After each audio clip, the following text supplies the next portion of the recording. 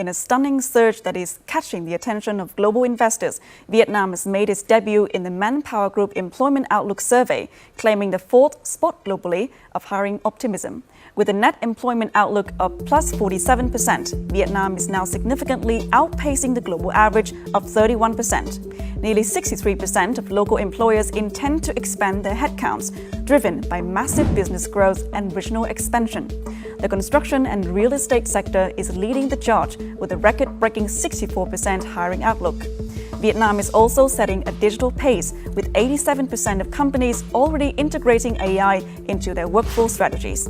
Regionally, Vietnam now ranks third in Asia-Pacific, trailing India and the UAE overall confidence. The inaugural ranking officially marks Vietnam's arrival as a primary driver of the global labor market.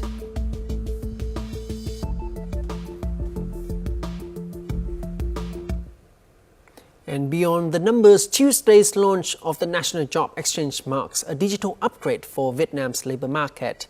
However, while Vietnam's productivity to cost ratio continues to attract global investors, businesses are facing a new challenge: talent retention.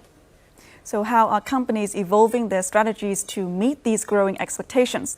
Our reporter Nguyễn Hiền sat down with Hoàng Nguyễn, National Sales Manager of ManpowerGroup Vietnam, to break down the reality of the situation.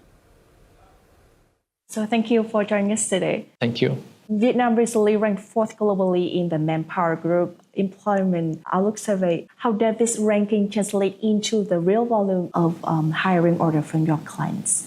The main reason, because we are the hotspot for the investment in the Asia Pacific, the demand for the job recruitment or other staffing service increased around 22 to 25%.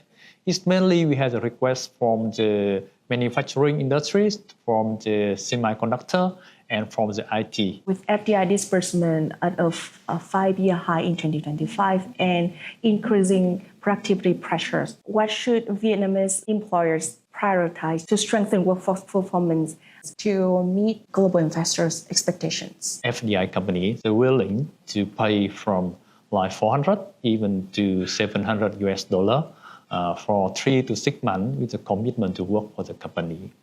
I think it's the only can good for the short period of time, because after 3 or 6 months, normally the factory workers, they have a tendency to move to another company to work to get the bonus as well. So many of our clients, they chose the second option, spend the money to do the survey, to review and to the research the market and review their salary and their benefit, and they make the salary and the benefit of the worker is very, very attractive. Forget the data for a moment. What is the X factors of Vietnamese talent that attract foreign investors, and what remains the deal breaker for larger scale-ups? Many organizations, they do the research about this type of topic.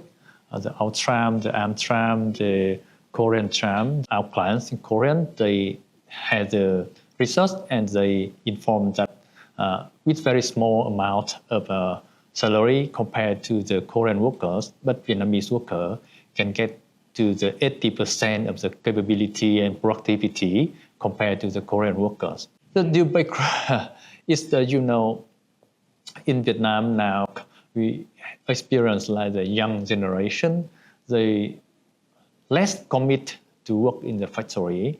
They more want to work in the more mobile environment. FDI companies, they should have the adaptive methods or the policy to set the working environment in Vietnam more attractive to the young generation. Thank you for your valuable insight into Vietnamese labor market. Thank you very much for your interview.